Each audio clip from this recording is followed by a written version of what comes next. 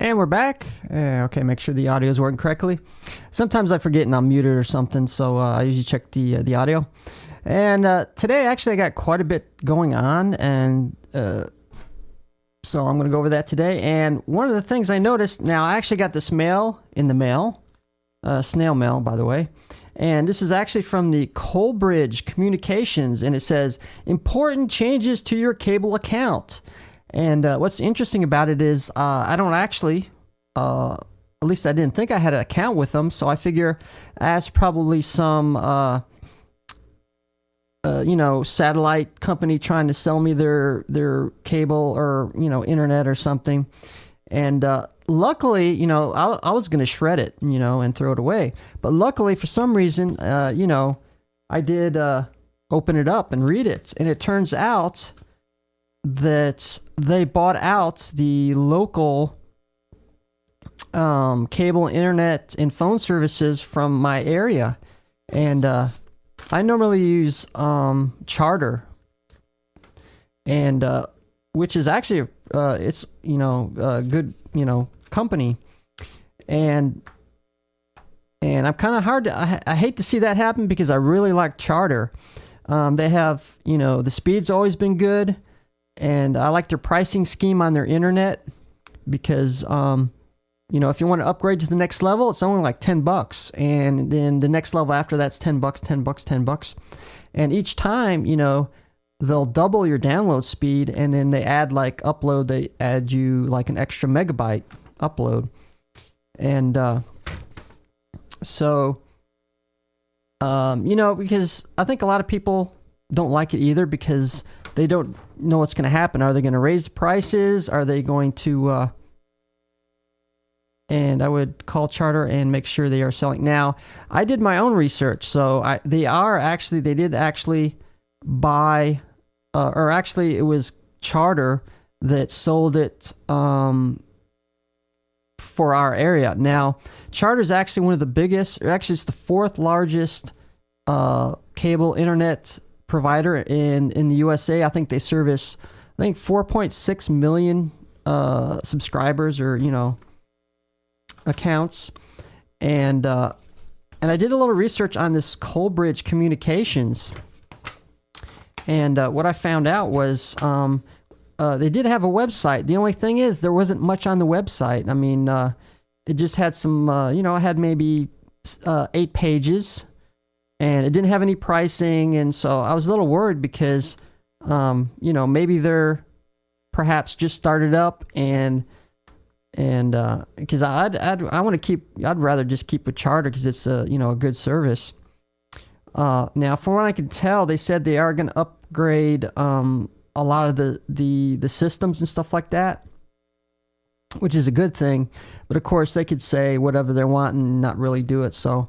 I'm still worried about the pricing. All this service is going to stay the same. Are they going to cap me? They can charge me more. So I'm definitely going to keep an eye on what's going on with that because obviously if my internet's going to be affecting in a big way, then it might affect my show because might have to pay more for.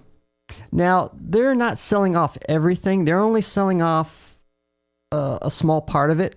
I think what it is perhaps Charter is keeping with the bigger cities, and they didn't want to deal with some of the smaller. Because I'm actually live in Portland, which is a real small town. It's not really a city. And the next biggest one is in Corpus Christi, which is a city really. I think it's got roughly almost 250,000 people, maybe. And perhaps.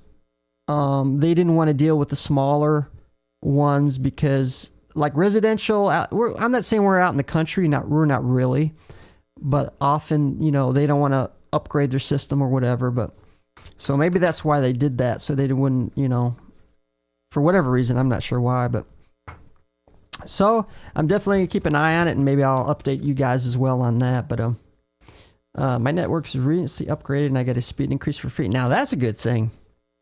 I'm not totally against it, as long as my service is basically the same, or it gets better, the service or the prices or whatever. But if they come in there and they get horrible service, spotty connections, I keep on internet going out and things like that, then there's gonna be a problem. Because there's really not any other one I can choose in the area. I think a lot of internet services are like that. How you doing there, Mitch53? Thanks for joining us for today's tech show. And I was just talking about this buyout from Charter to Coldbridge Communications. And that's one of the things I'm still kind of concerned with it so far.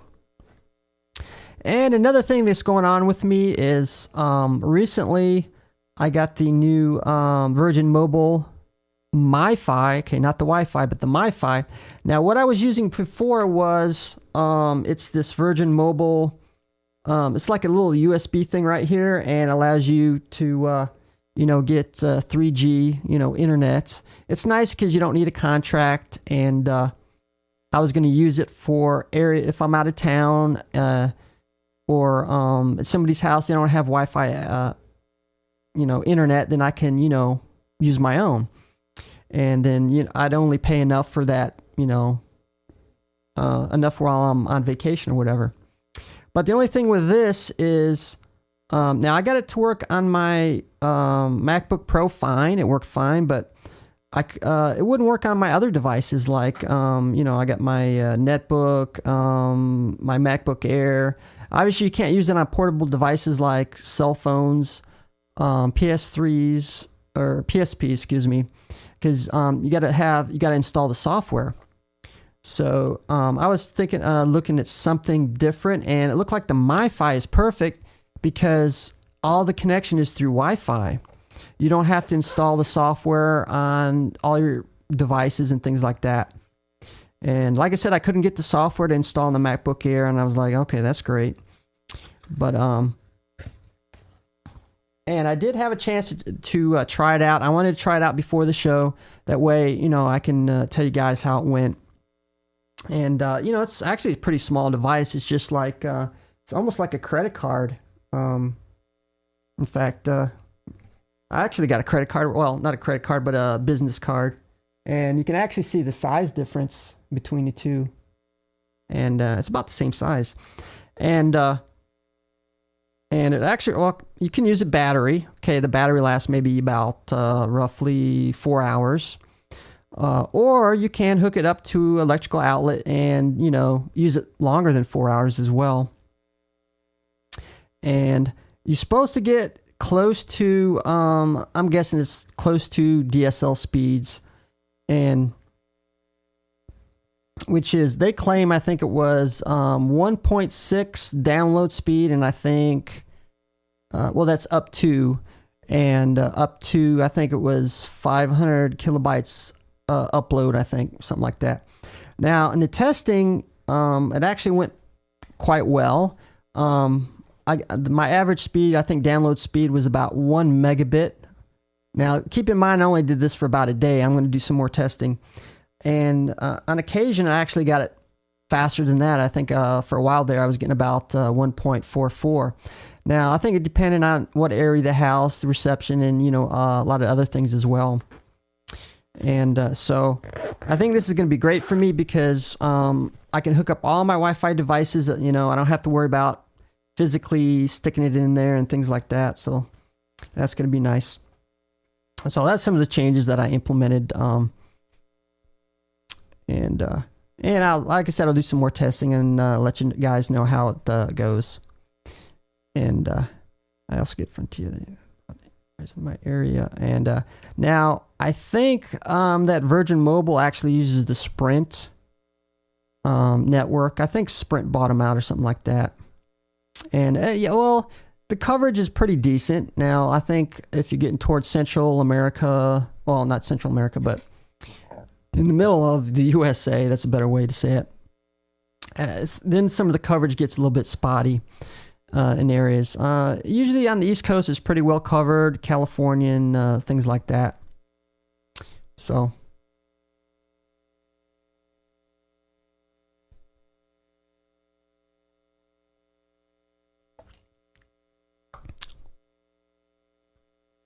And some of the things I want to cover today, and as you can see, I got my show notes. I was prepared today, actually. So, now I did try out Flash. I've been having some mixed things with Flash. Now I'm talking about the new Flash, which is the 10.2, and I think they call it Square. It's called named Square. It's kind of a weird name. And now, of course, the best thing about the Flash 10.2 is the hardware acceleration. Now, Windows has had the hardware acceleration for Flash for quite a while, which allows your video card to offload the CPU for processing of the video. Now, like I said, Windows has had it for quite a while, and Mac has had some support from it in the past with the Flash Gala. But that was only on certain chipsets like the 9400M and I believe the 320M and maybe even the 330, I think. But if you didn't have those chipsets, then it wouldn't work. Now, supposedly on this one, Flash 10.2, now Linux has support as well, but I believe it's only on their NVIDIA chipsets. Don't quote me on that, but actually, it's out right now. Now, keep in mind it's in beta, I believe. I believe it's beta. It might be alpha, but I think it's in beta right now. So, on a Linux system, you're pretty much going to have to manually install it.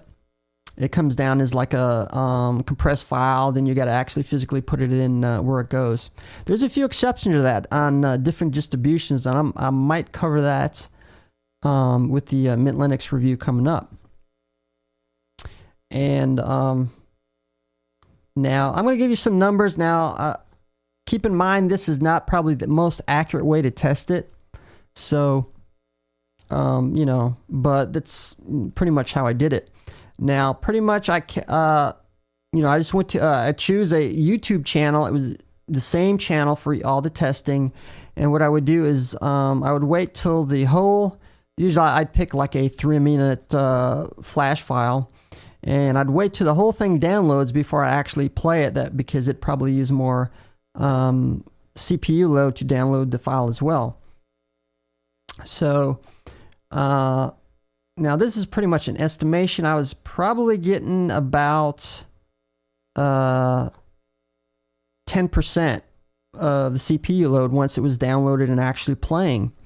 And I tested this within Linux and Mac. Now on the Mac, I did it on my Mac Pro, which is probably not the best way to test it, simply because since it's an 8-core, it didn't show many percent, a big difference. It only showed about 1%.